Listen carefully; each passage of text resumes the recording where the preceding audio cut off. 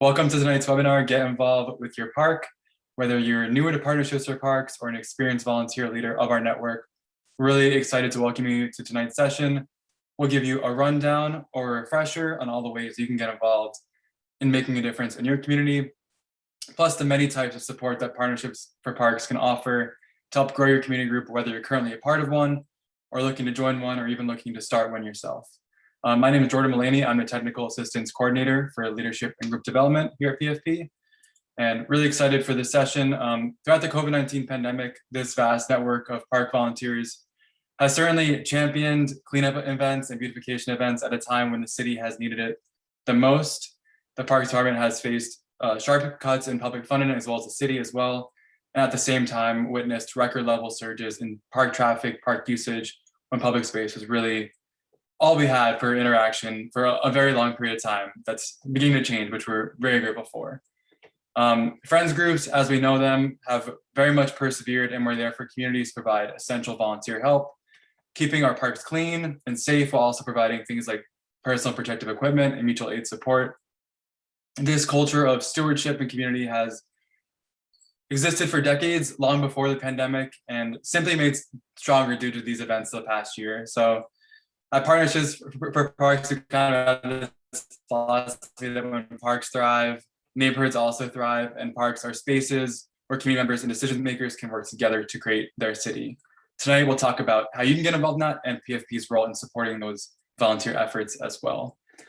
So to start this off, City Parks Foundation and New York City Parks together create Partnerships for Parks. So think of them as two parent organizations that support and champion a growing network of neighborhood volunteers. So City Parks and New York City Parks have combined their efforts and resources and tools to create Partnerships for Parks, where we then help you advocate and care for local parks and green spaces. So PFP's role is here to support this process, and we're 100% here to support you.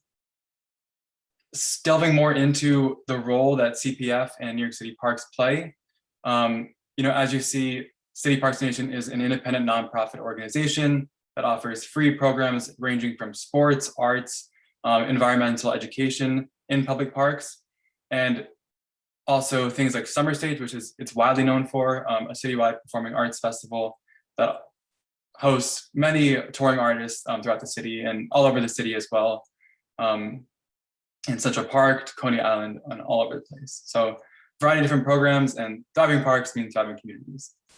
New York City Parks, you may be more familiar with. The agency of New York City government, helps maintain and operate the city's park system through maintenance, capital projects, and they do also offer different types of park programs as well. Volunteers work with park staff and processes to care for their park, so we'll talk about that. And New York City Parks' vision is to create and sustain thriving parks and public spaces for volunteers, or for New Yorkers. Partnerships for Parks mission statement. PFP is a unique public-private partnership, to drive this home, between City Parks Foundation and New York City Parks that supports and champions neighborhood volunteers by giving them the tools they need to advocate and care for the neighborhood parks and green spaces. So we equip people with the skills and tools they need to transform these spaces into dynamic community assets. We're talking a lot tonight about what is a community park group, also commonly referred to as a friends group. Friends group really are the heartbeat of Partnerships for Parks work. We help these groups of people who voluntarily work to maintain and improve a green space. They come together with a vision and oftentimes vary in their size, structure, and mission statements. So some groups have a mission that's completely towards youth programming, whereas other organizations or other groups have missions completely towards like environmental stewardship. So definitely a lot of variance in the size, structure, and mission, but all of them are behind the most vibrant, thriving parks. A community group or friends group is caring for it. Why form one or why join one? To physically improve the park, to make it look better to our eyes, otherwise we enjoy it. Our day-to-day experience in the park for not just ourselves, but for our neighbors as well. To help program the park and increase its use, and then to advocate for political support. This may be to get capital funding, to achieve a capital project as well. So all these things kind of combine together to form a community park group. And here is just a very slow roll of examples of all the types of groups that Partnerships for Parks works with. Some of you may be a part of one of these groups, but there's certainly, I would say, hundreds of more of these examples as well, all over the city, all different types of missions, some ranging from 5 people organizations all the way up to hundreds as well. So here is a screenshot of what Partnerships for Parks can help you with. I'm not going to spend too much time on this because we're very fortunate to have a representative from all of Partnerships for Parks programs here tonight to talk about it. But this is just like the pretty graphic, but we'll certainly get into more details. So to waste no more time, I'm very excited to introduce Vladimir Cruz, who is the Outreach Co-Director for Partnerships for Parks. And he's going to talk to you about how to get in touch with the Outreach Coordinator, which is oftentimes kind of the first piece of advice we have for new volunteers or for more experienced one is to really get a good relationship with the Outreach Coordinator and know what the outreach program does. So excited to introduce Vladimir Cruz. Hey, Vlad. Hi, thank you, Jordan. Good evening, everyone. Thank you for joining us. We're very excited to have you on. I guess a little bit about myself. I am from the Bronx, born and raised. I went to school here, went to Fordham, and my home park is Crotona Park. So as the director of outreach, it's my responsibility to work with our team of outreach coordinators. As Jordan mentioned, we have 13. We currently have 13 throughout the city of New York. We have 4 in Manhattan, 3 in the Bronx, 2 in Queens, 2 in Brooklyn, and 2 in Staten Island. And this dedicated team of servants is there to pretty much help you. We fall under that staff support branch of PFP that you saw in the previous slide. And we're there, as that little box says, to provide you staff support. The outreach coordinators, or the OCs as we refer to them, serve as a jack of all trades. They are familiar with the borough staff with which they work with. They're familiar with the leaders in that organizational structure. As you can imagine, New York City being as big as it is, and parks being as big of an agency as it is, the OCs are there to sort of help you navigate through that the bureaucracy. So why is it important, or why should you get in touch with your outreach coordinator? Well, as I'd mentioned, they can connect you to the staff. That'll be important to help move your program or your group along, your friends group, or even connect you with other park volunteers in your borough. Maybe there are some friends groups that have some more experience, and it might be a good idea to network with them because their parks may be in close proximity to your home park, or the park that you're interested in helping may have a friends group already. So in order to eliminate that redundancy, you can just help in their efforts and probably expand on what programs they provide within their friends group. They also provide you valuable insight on what next steps to take. If you're an existing friends group who decides to become a nonprofit organization, they can help you navigate that structure within Partnerships for Parks and help you get started with that. Leading me to my next point about the resources available with Partnerships for Parks. Aside from the outreach program, as you can see on the tab on the left-hand side, those are our 4 major programs, and they can help you access the resources within those 4 programs. And OCs think you're cool. It's very important that people in the community sort of play a bigger role. And sometimes, as you know, it's hard to get people motivated. But we're very happy that you've decided to play a role in stewarding your parks. And no one thinks you're cooler than the OCs. If it weren't for you guys, those OCs would not have a job. So Jordan, on to the next slide. So if you're not sure where to start, or if you have started and you're not sure what to do next, we always urge you to speak with your OC. As I'd mentioned before, Does a group already exist in a park? You can have a Friends of Crotona Park, for instance. They may need help in certain areas. And so connecting with that group will help in their efforts to focus on areas that may have been neglected or introduce new programs. Sometimes a new and fresh face helps to freshen up the ideas within that group. Or if you want to start a new group, it'll help you connect with neighbors in the neighborhood. It's really important to not only involve the people, but also the businesses around the parks. They can help provide whether it's donations in kind or anything just to help your friends group along.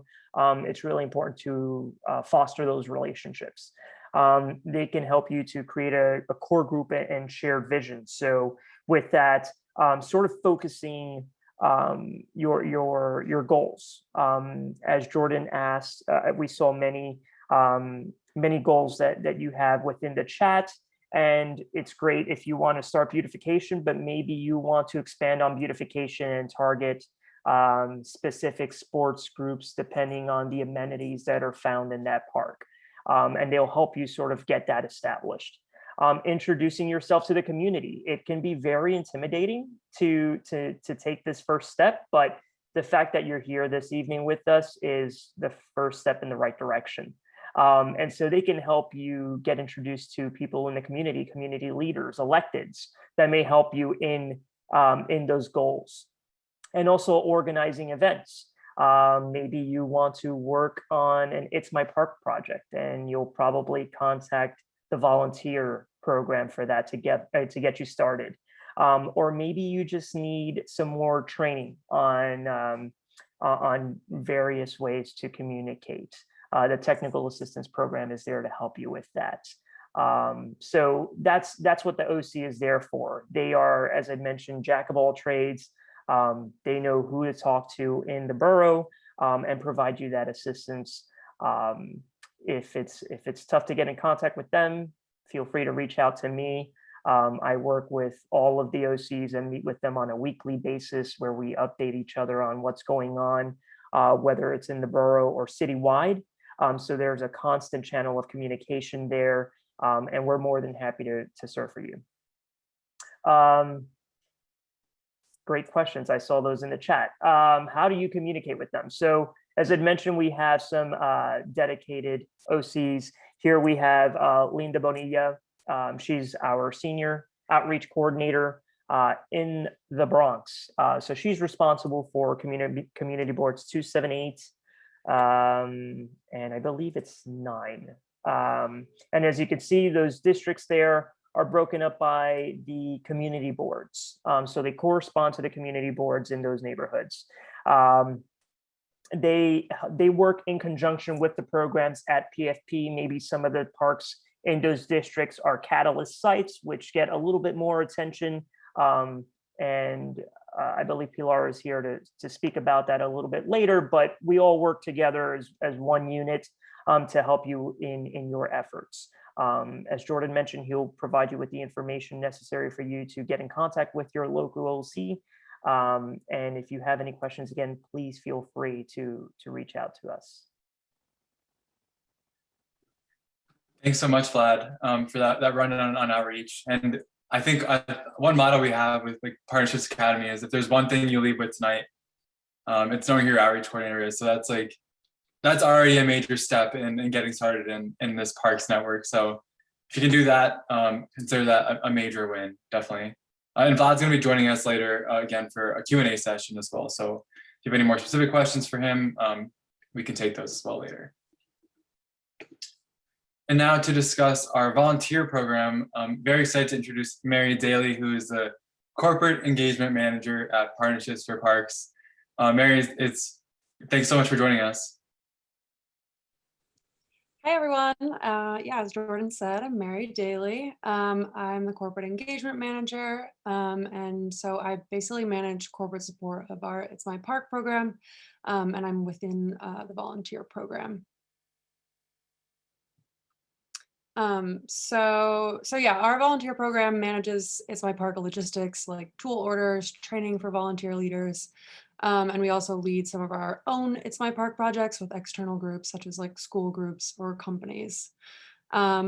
Little history lesson on our It's My Park program. We began in 1998 with 2 annual It's My Park days. But now, as you may know, we offer It's My Park projects throughout the year. And so, you know, we don't just restrict ourselves to one day. And I believe it was like May and October. And for last year, as you may guess, we were on pause from March to June.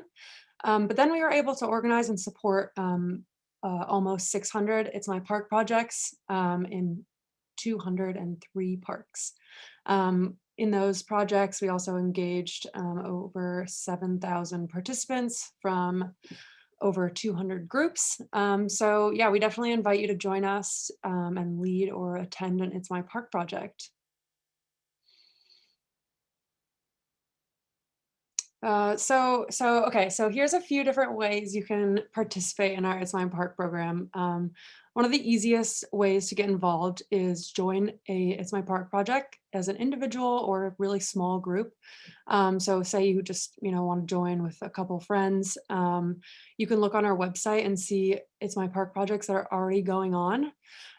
So this is a great time to start getting involved because it's summer, there's lots of projects, and this summer as well as this fall. So I definitely encourage you to check out the projects on our website. We usually have posted through the upcoming month. And then, you know, we probably won't have any projects like in the fall yet. So kind of just look at that monthly to see if there are any projects you might be interested in joining.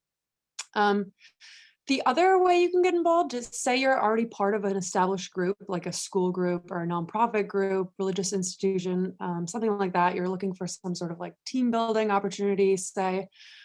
We can work with you to pick a location, and Partnerships for Parks will actually help lead your project ourselves.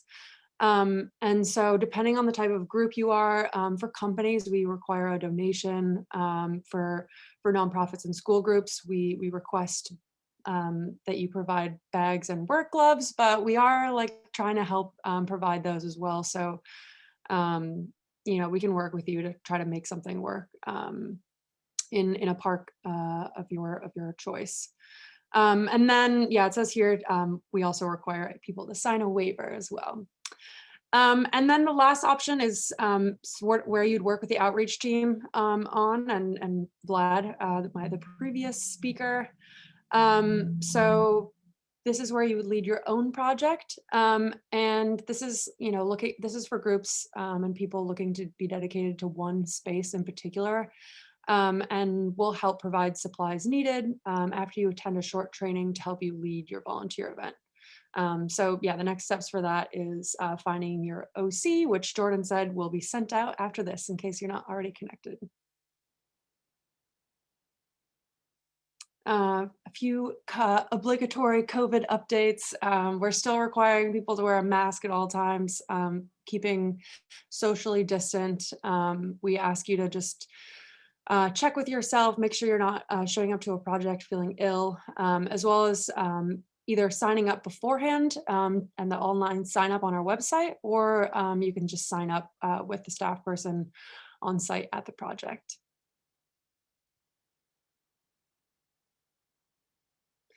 And then lastly, we wanted to talk about a special initiative we're working on this summer. It's called Monday Morning Pitch-ins. And so we're hosting volunteer projects every Monday morning or Tuesday mornings on like, you know, long weekends such as 4th of July. So it'll be July 6th will be that Tuesday for that week. But the reason we're doing this is, you know, parks are being utilized more than ever.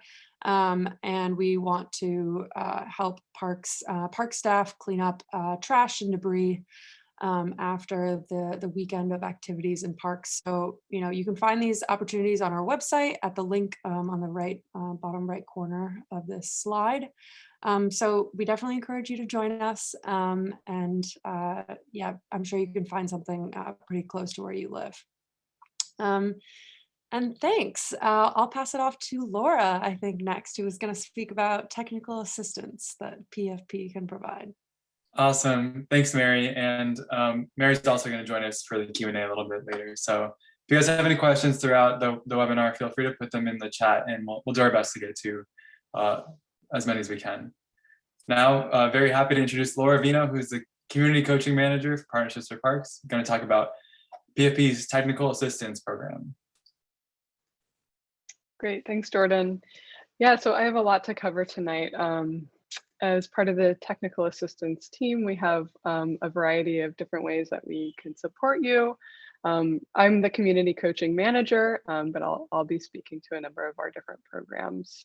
So to start, I'll begin with our grants and resources program. So sort of the hallmark of this program is our capacity fund grant.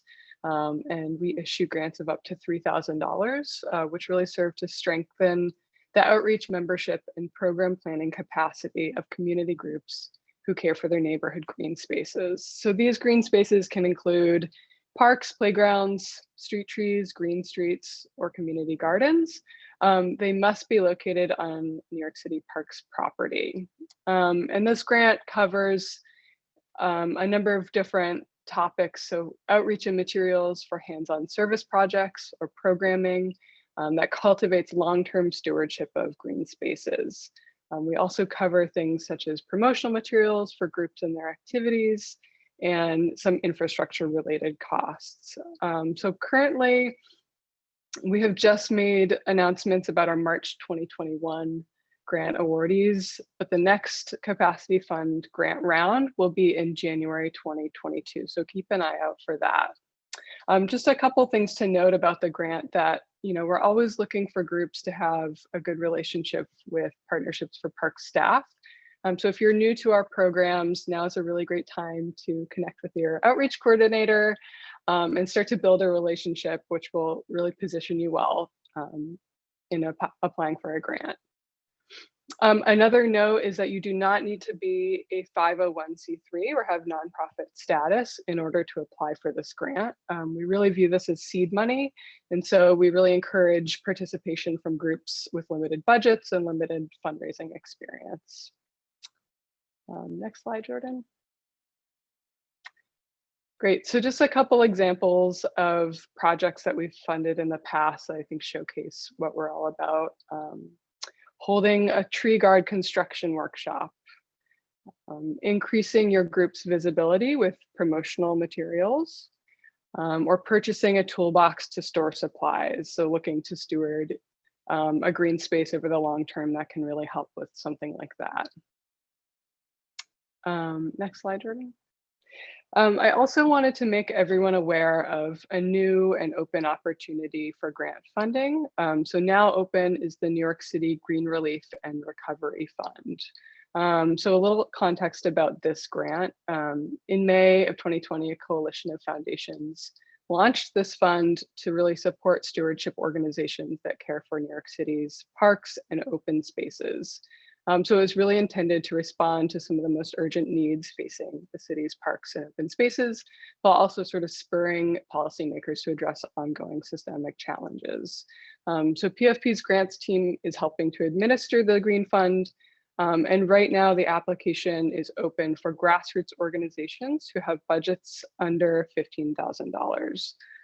This grant is open to groups working in all public spaces, and it covers maintenance, stewardship, safety supplies, and newly this year, health and wellness programming.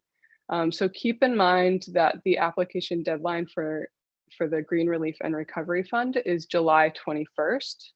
And if this is something you might be interested in, we have an upcoming webinar, which we'll be hosting on June 29th. So I know Jordan will send out all of this information after the presentation if you're interested. Next slide, Jordan. All right, design.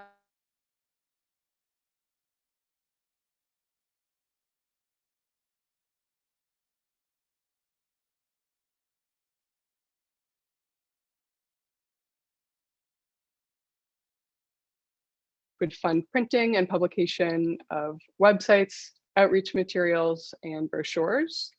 And Anne is also beginning to provide pro bono support to provide designs for these materials on a year-round basis. So you can connect with your OC to learn more about that opportunity. And Anne really does work closely with groups to understand their goals and their mission and vision. And so she'll tailor materials to really fit your needs. And so you'll be able to really increase your outreach capability and visibility through these materials. The next slide. Partnerships Academy. So first we'll start by going over the kind of public workshops element.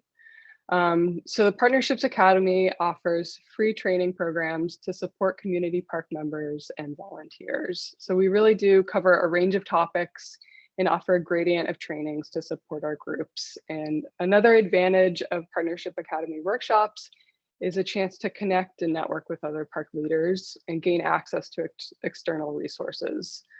Since April 2020, we've been conducting these through 1.5 to 2 hour long webinars, which you are a part of right now. And these all include interactive breakout sessions.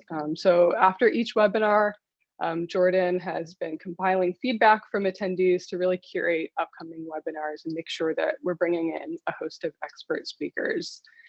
So webinars range on topics such as working with New York City parks and elected officials, planning safe events during COVID-19.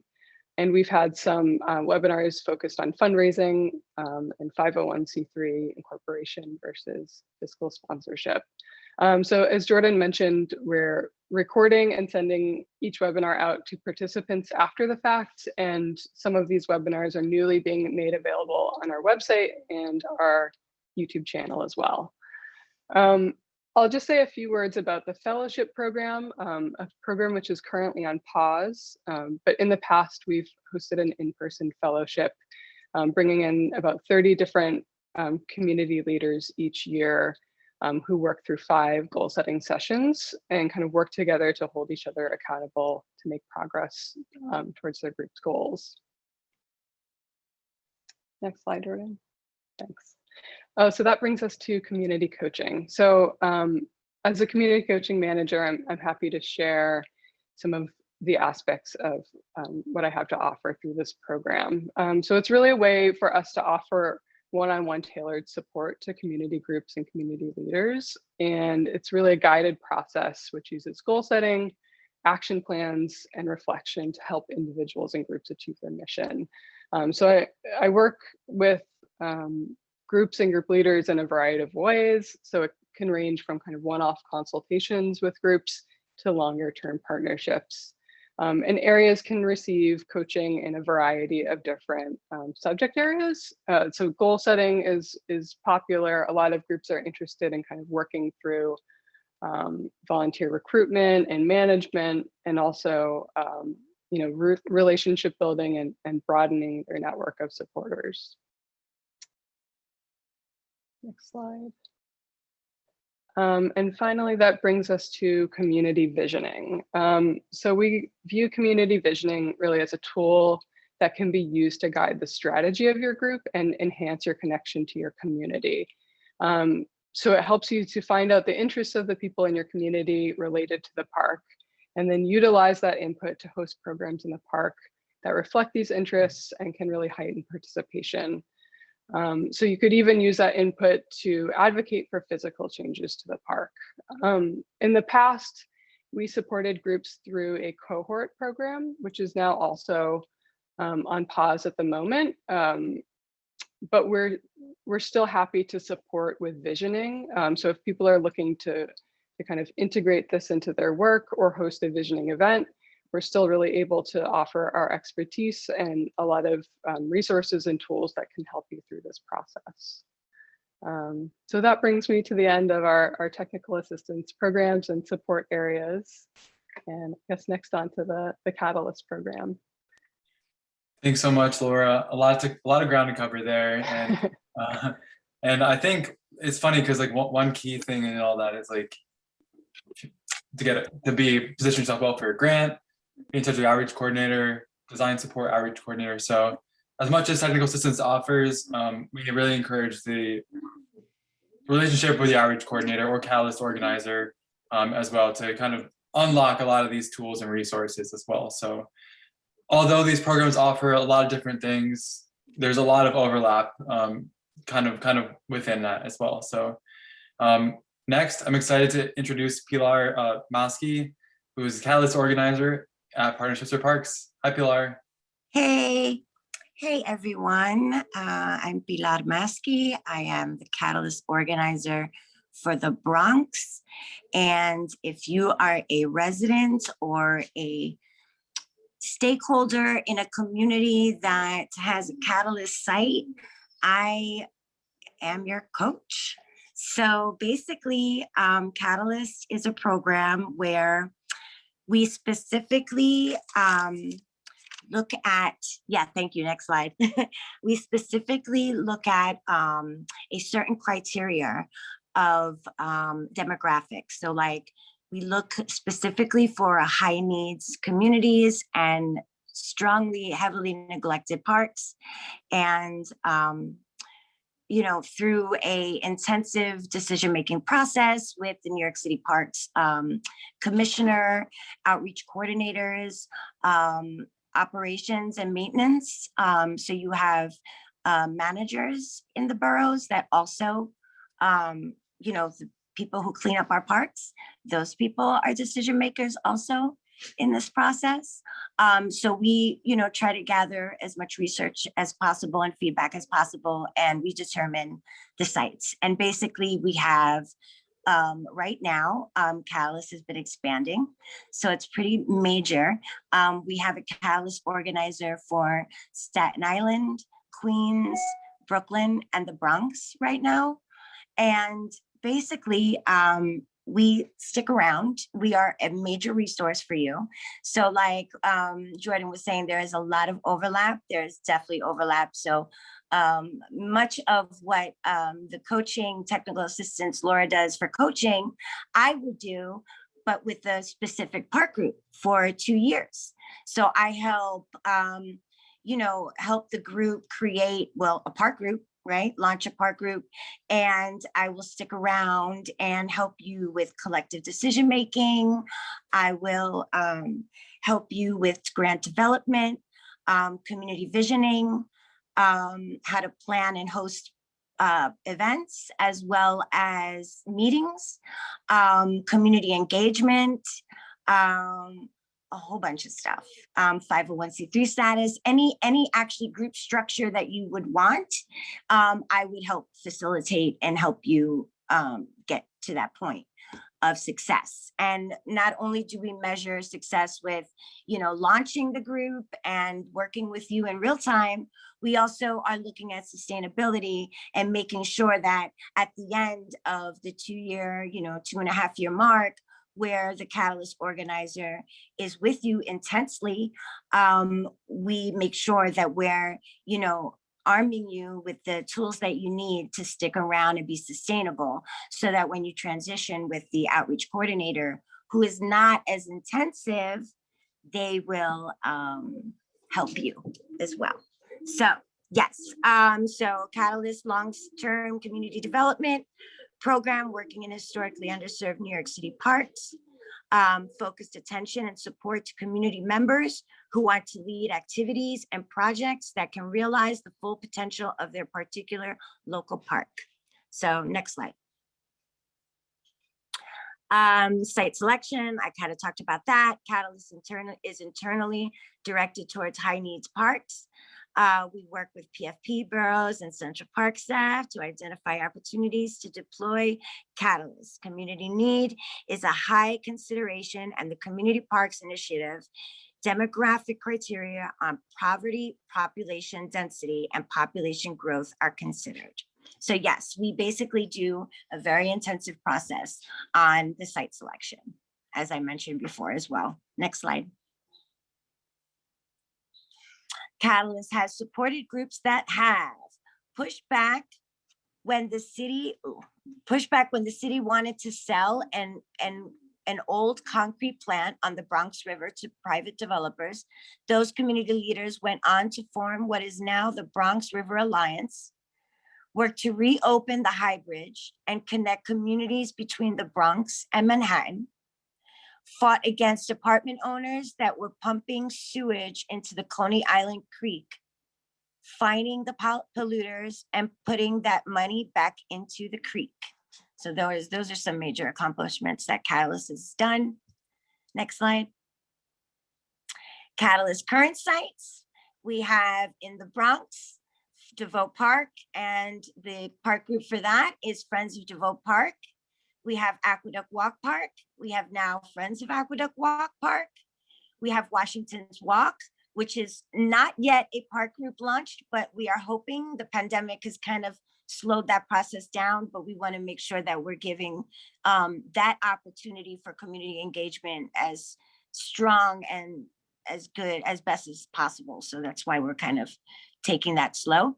St. Andrew's Playground, we now have, well, actually they were a developed park group. So Friends of St. Andrew's Playground, Jackie Robinson Playground, Tompkinsville Park, and it's Friends of, guys, Mahoney Playground and Queensbridge Park. So right now we have a lot of Catalyst sites. We really would love more, like there's never enough. So yeah, please support our program. Next slide, if that's not it. That's it? Okay. Awesome. Thanks so much, Pilar. And Thank yeah, you so much. it's amazing to see all of these groups that have formed out of Catalyst and all over the city, and to see them now, maybe even some joining our sessions that were former Catalyst sites, and really like embedded into the history of partnerships or parks in the city as well. Thank you, Pilar, for joining us. Thank you. And next, I'm gonna hand it over to someone from representing the Parks Department here tonight. And so just to preface New York City Parks with this overview. So New York City Parks, as I mentioned before, is the agency of the city, stewards about 30,000 acres of land, and that adds up to be 14% of all of New York City's land. With that, it only receives about 0.5% of the city's budget. So a lot of land to cover with not the biggest budget, considering the amount of land that it's responsible for stewarding. During COVID-19, as we mentioned, parks are certainly being used more than ever before, as people have certainly recognized the healing power of parks for social interaction, mental health. We understand these benefits, especially people here more than anyone, I'm sure. So with that limited capacity, increase of use of parks certainly need all the help they can get from volunteers in the community, as you're seeing with the Monday morning pitch-in events that Mary talked about. It's my park events as well. So all that kind of culminates together. But next, I'm going to hand it over to Richard Williams, who is a park manager with New York City Parks. He's going to talk about how the borough operations is structured and how community groups have worked with him in the past, and kind of resources on the parks website to help familiarize yourself with the tools that are already available to you. So it's certainly my pleasure to introduce Richard Williams here tonight. Hey, Rich. Good evening, everyone, and thank you for having me. I appreciate the opportunity to speak. I would like to first thank Partnership of Parks. They have a way of helping us get through some of the tough situations that we in the district have to accomplish. I'll just say that. But yeah, so basically, what we do with on the district side is that we actually have I believe you have a slide for hierarchy.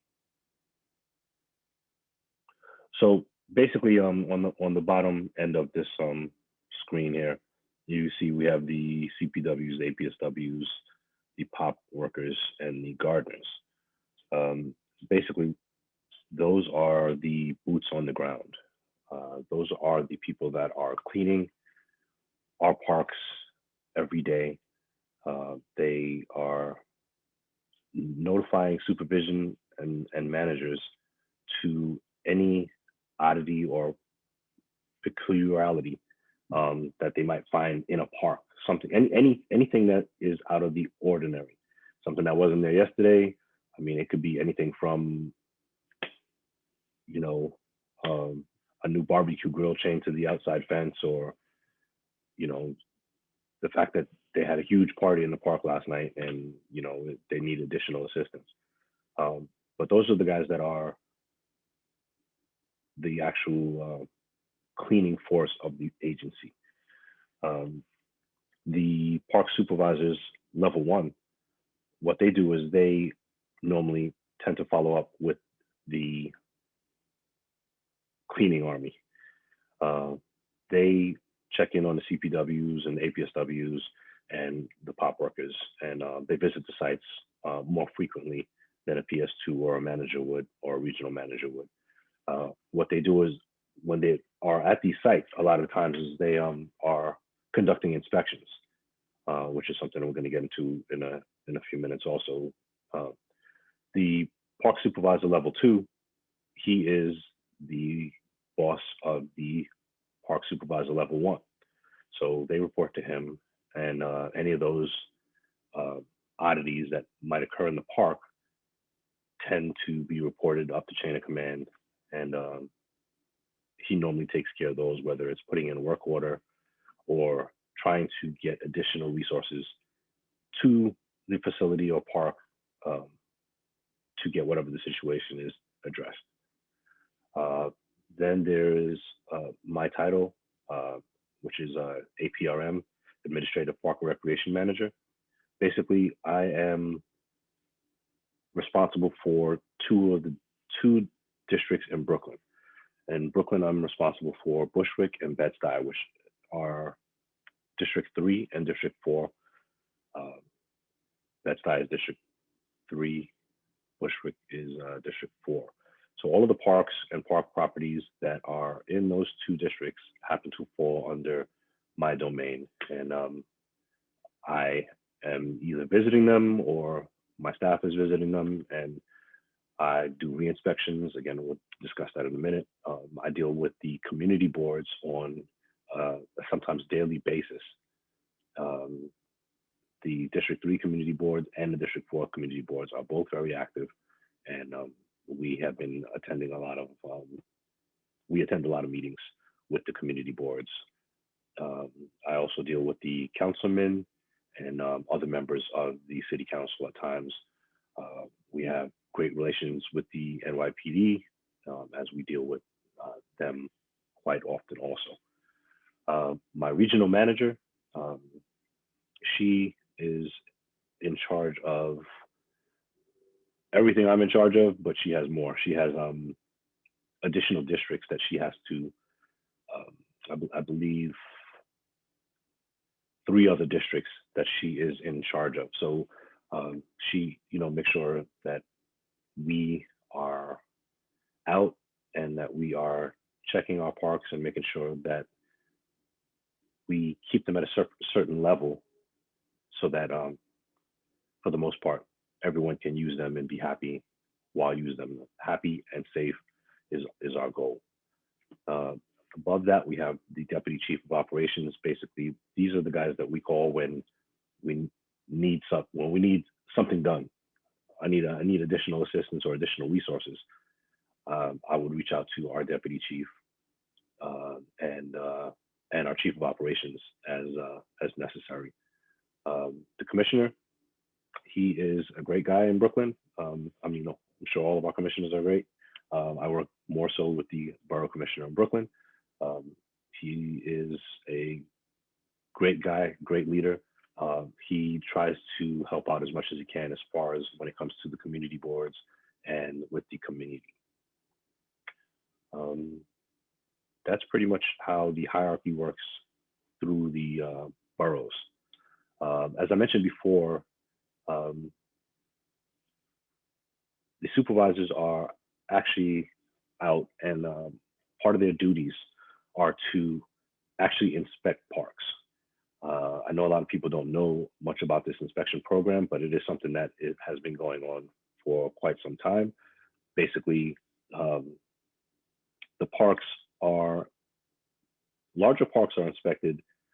Actually, all parks are inspected at least once a month. They are inspected by sometimes more than once, depending upon what the situation is.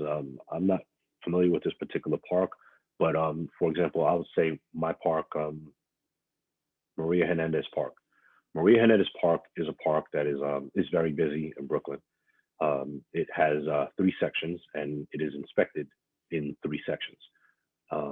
We go through these inspections basically to make sure, again, that the playgrounds are safe, clean, and inviting places. At times you'd be surprised that you might walk into. I was driving in a different park, Irving Square Park, yesterday.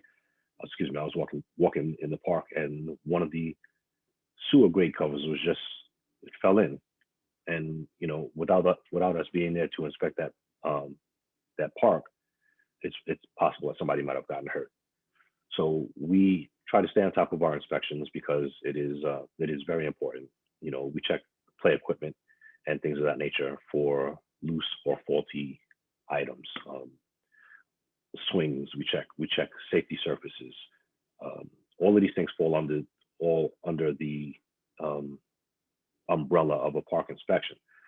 And I know in my districts, we check them quite frequently.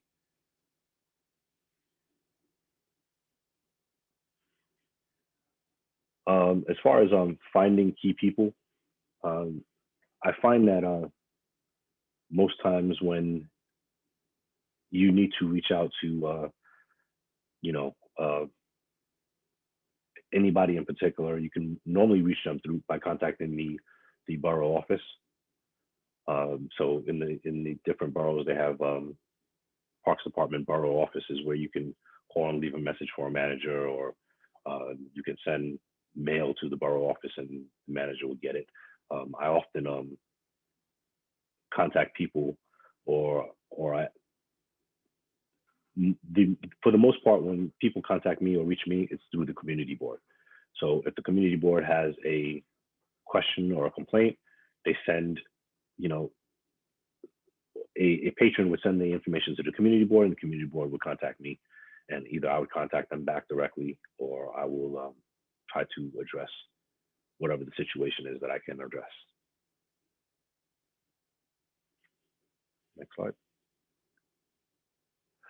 As far as activities in the park, I see that most of these here are legal activities, which is great.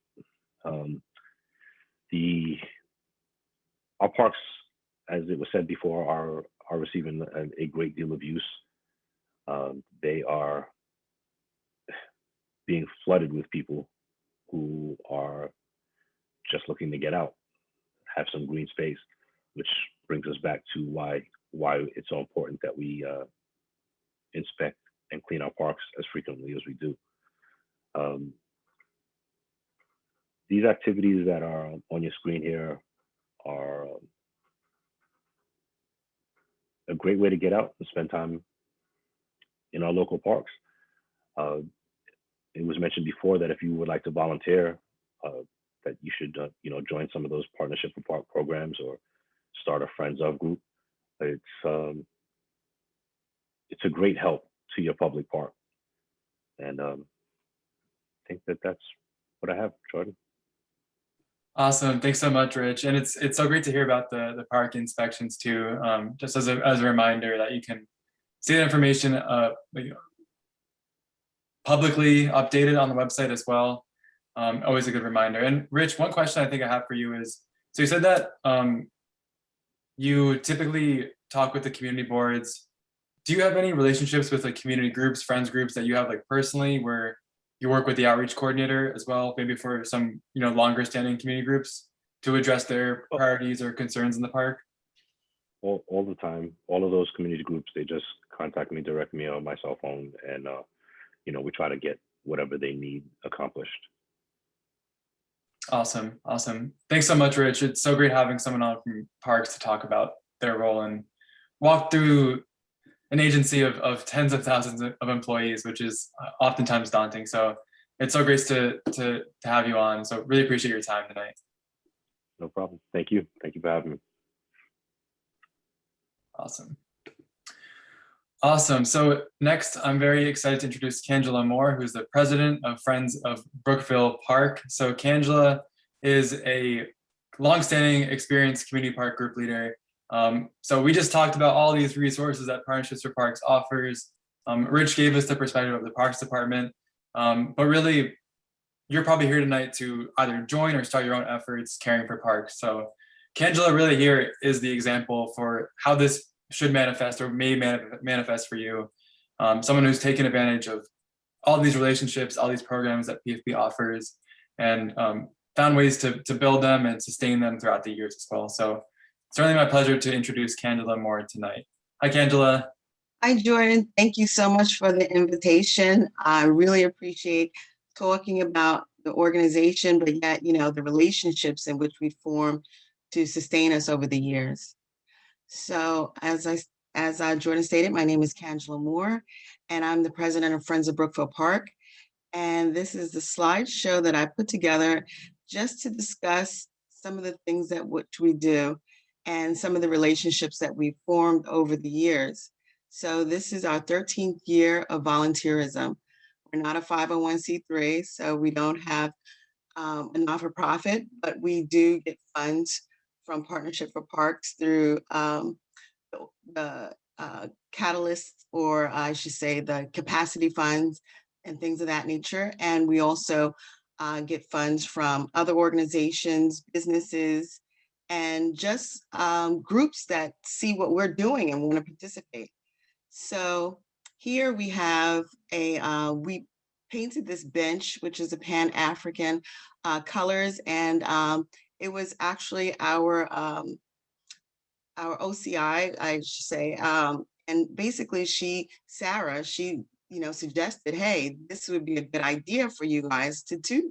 And, with all the things that was going on, we all agreed, and we have a lot of great organizations in there. We also have, here we have NAUW, which is the National Association of Women, University Women, and we have other community groups that are here as well, and they all help paint and actually beautify the park. So next, you can go on to the next slide.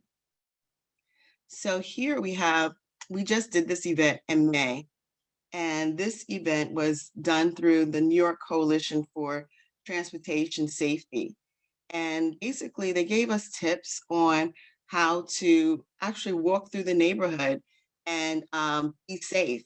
And people don't think, well, hey, why is that a big idea? But it is because, as we're walking, we saw cracks on the ground. We saw intrusions that actually blocked walkways and things of that nature. So it was basically how to be safe. And in addition to that, they gave us these nice vests that you see that they're wearing, and therefore we can be visible in the community.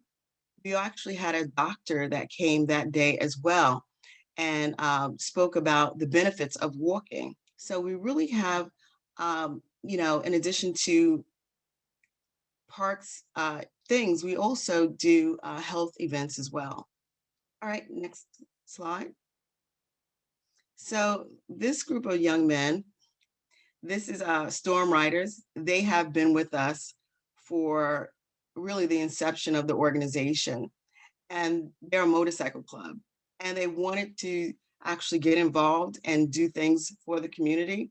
So each year, I should say after our first year, we've been doing tree lightings, and they have been a staple in our tree lighting, where that we hand out hot chocolate, cookies. We actually, have other community members dance. I mean, it is truly a big event, and we hand out toys. We have the explorers, and we have Santa that's there with our youth, and it is really a phenomenal event.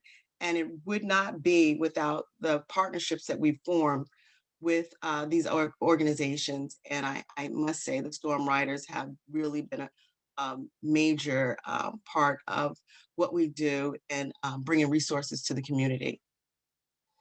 All right, the next slide. So here is our youth, And as I stated before, we have our youth that we work with, the Explorers, NYPD School Safety Explorers, and they come out and they actually help beautify our park and make sure that our park is clean, green, and safe. And by saying that, sometimes the trees can get overgrown, right? And we'll have a group of volunteers, and especially our youth, that will come and prune the trees and make sure that, you know, it's not a safety issue or anything like that. So, you know, they're also a big part of our partnership, is ensuring that we create these ties so that they're the next generation that will be able to actually take over the stewardship of the park. Next slide. And here we have Flowers of Hope. They have participated with us since they began. They're a very young organization. They're actually in Brookville Park as well. And this is their probably third or fourth year. And they've come out and done some Christmas caroling during our tree lighting. And I just wanted to highlight them as well, because again, it's not just us, it's forging these relationships that bring so many more, I say, resources to our community, and foster these positive relationships where that we build relationships. And so therefore is not to say we live in community and we're strangers. We live in a community, we know each other. And the benefit is to improve our community so that our community is safe, it's green, it's clean. And Brookville Park, we make it our staple in our community. So the next one. So as I stated before, the relationships in which we form. However, at Brookville Park, we also have become a resource for many other things. So we actually have a partnership with sanitation, and we've received, this the last 4 years now, 4 or 5 years, we actually receive leaf bags, where we are a distribution site right around November to collect the leaves. So here are some of the participants that actually came and received some leaf bags. And here is our certificate of recognition. So this is 2017. We won the Golden Trowel Award. And that was, you know, exhilarating because, you know, it's good to be recognized for the things that you do. But most of all, you know, for the volunteers that participate, they really feel, you know, accepted in regards to the work that they do. So that was really, really a high point, just to be acknowledged. So, and also Partnership for Parks is another relationship that we formed, and we've been there ever since, you know, 13 years. So that's been a really great relationship that they keep assisting us where that we are building capacity in regards to creating more relationships through seed money that we receive with the capacity fund. And it's really a great thing to just continue growing and servicing our community and our community parks, and advocating for green space. So that's a huge part of that as well. Next. So here, Santa is actually one of the storm riders. And trust me, it is very cold out there. And we have, you know, them coming out and, you know, just putting smiles on children's faces. I mean, I was really in a toss-up in regards to what type of pictures do I show and talk about, because there's just so many over the years. But I just decided to discuss some of the relationships and how those relationships continue to give back each and every year. You know, they get stronger, they build, as I say, the relationships with the community, and it's really great. Oh, I'm sure everyone knows who he is. So yes, he is a Commissioner Silver, and he came to our park and we did a walkthrough.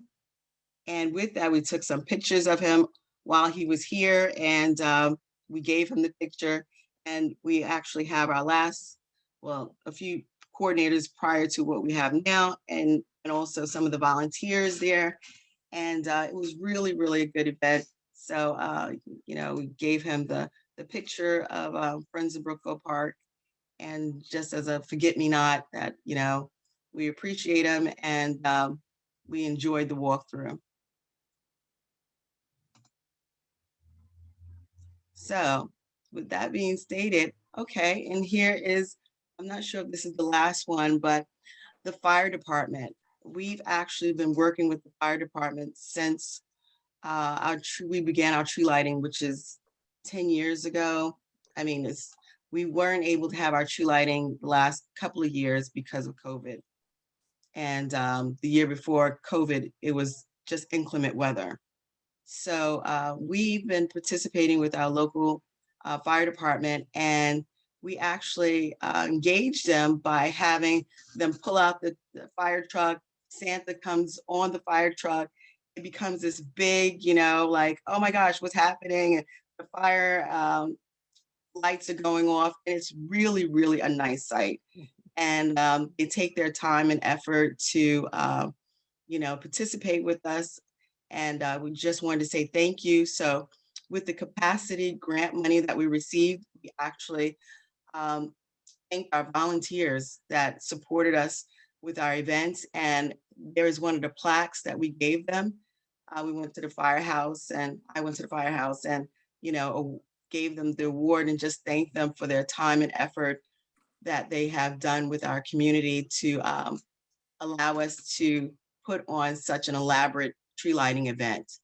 And it is their assistance that we're able to do it. So we just wanted to say thank you to them as volunteers. And also, I wanted to say for the transportation organization, I mentioned New York Coalition for Transportation and Safety. They have been a phenomenal organization where that over the years, we have distributed over 10,000, just about, I would say 10,000 car seats and helmets. So we've had families that come there and receive car seats, and also with St. Mary's Hospital. And again, creating these relationships that not only are we a park organization that, advocate for parks, but we also became this organization that distribute resources to our community and needed resources. So, it's been a phenomenal ride, and I'm down for another 13 more years to continue on to ensure that our community is safe, green, clean, and our community is on top of the world. So, thank you. Let's hope 13 is a lucky number in this case. Yeah. Well, look, 13 and 13, 26. So. Yeah.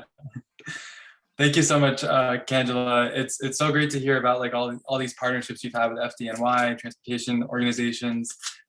In those 10 slides, there's certainly a lot of different faces in there. How have you managed to attract new volunteers throughout the years and keep ideas flowing over those 13 years? Well, it's engaging the community, right? So it was mentioned in the conversation that, it can be intimidating to, walk up to someone and say, hey, how are you? And introduce yourself and letting them know your purpose there. We recently had an event where we had a recycling event. And the recycling event was just to give out free clothing, new, slightly used. And therefore, we engaged the community saying, hey, this is for you. We put this on. And if you know anyone or if you need anything, it's here for you to take. And we gave them bags and everything. And the word spread. People started getting on the phone and calling, saying, oh, there's shoes, there's this, there's that. And also telling them that we have a Facebook presence as well. So if they want everyone to reach out to us or know what's going on, they can reach out via Facebook. And I gave my number as well so that they are informed about what's going on.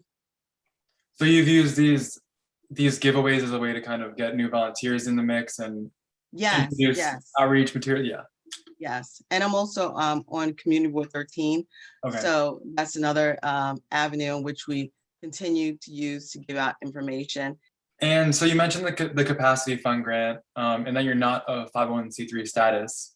Can you talk about more about like your fundraising experience? Like, what was it like to write the grant and work with the grants team and spend that money? So it was really interesting because, you know, each year we try to do something different and, you know, to engage a particular group. So I'm the chair of the Senior Special Needs Committee on Community Board 13. So I thought, oh, you know, why not have a bingo event in the park? And so, you know, think of things that would be inciting, engaging to a particular age group so that they would come out and participate. And then we can, you know, offer, you know, different type of rewards regarding that. You know, somebody won first prize, second prize, and things of that nature. So it's really a team effort to say, okay, you know, how do we include everyone? And we also have a group home that is in our area that actually have individuals with special needs. So we bring them out as well with our events so that everyone is included in what we do and no one's left out. Rich came on, he's the park manager, and he's a park manager in Brooklyn for Bushwick and Bed-Stuy. What's your relationship like with your park manager? Justin is great. You know, Justin worked with the resources that he has.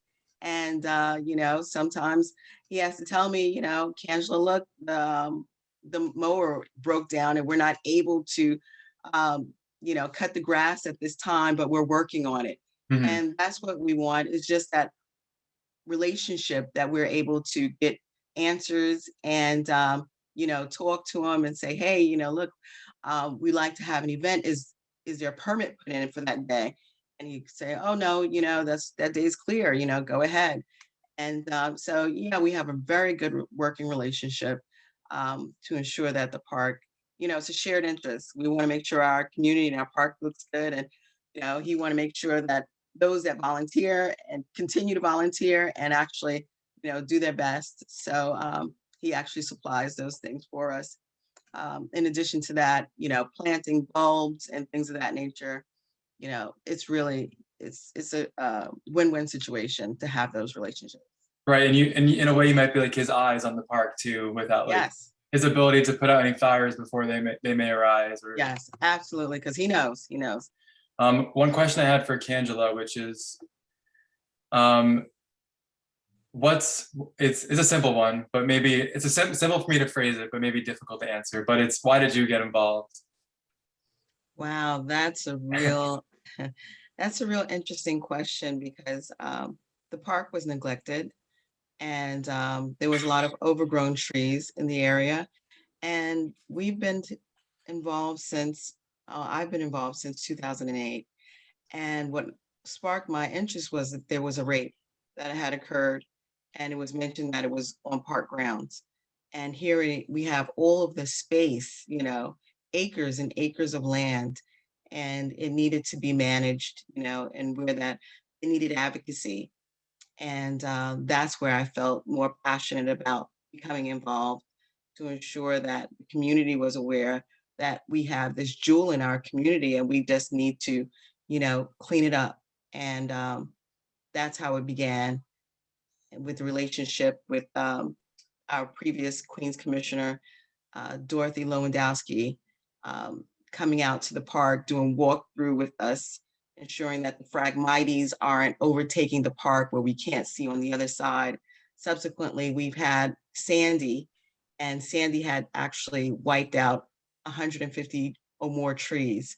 So that where Brookville Park was like a sleepy hollow with all of these, you know, beautiful trees, now you can see across the park.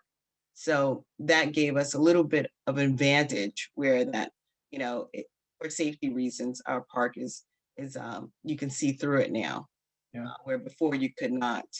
So that was my reasoning for getting involved. And I also want to say I've formed a phenomenal relationship with our local politicians, So we have Donovan Richards that was also councilman and now borough president, and he's been really great ensuring that we receive funds as well to continue doing what we do for our community. So I also want to say thank you. Yeah, do you have anything more to add about working with electeds, and like what kind of relationships you have with their offices? Well, it's good to know who's in the office, you know, calling, having them to know who you are so that, you know, if you need something, they'll say, oh, you know, that's, you know, Friends of Brookfield Park, you know, president, so let's see what's going on. And therefore, you're becoming that consistent person that is there just knocking on the door saying, hey, this is what's going on. I need you to, you know, help with, you know, dealing with the situation. So that they'll take you serious in your efforts to, you know, deal with the community or community efforts even more serious. Right. And I love what you said about how you got involved too. I mean, we see there's so many chat comments tonight. A lot of things that are typically negative. We see things about neglect and whatnot, but you're like living proof that the good things that can come out of these issues.